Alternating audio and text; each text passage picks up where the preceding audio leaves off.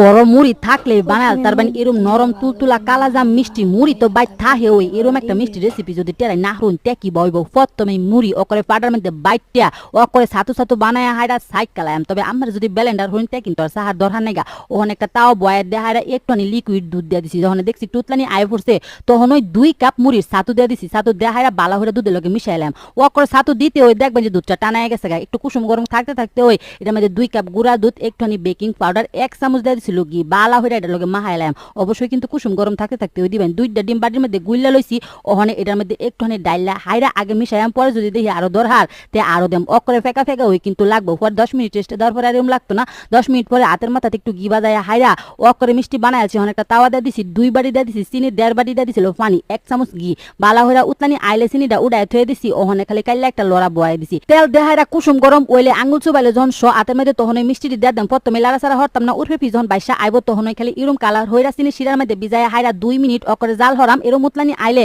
নামায় থয়ে দেম অকরে কয়েক ঘন্টা লাগে এরপরে ওই দেন যে কতগুলা মিষ্টি দেখছুনি বালা আজকে কিন্তু 2 কাপ মুড়ি আর 2 কাপ গুঁড়া দুধ দেহাইরা আমি 1 কেজি সাথে বেশি মিষ্টি বানাই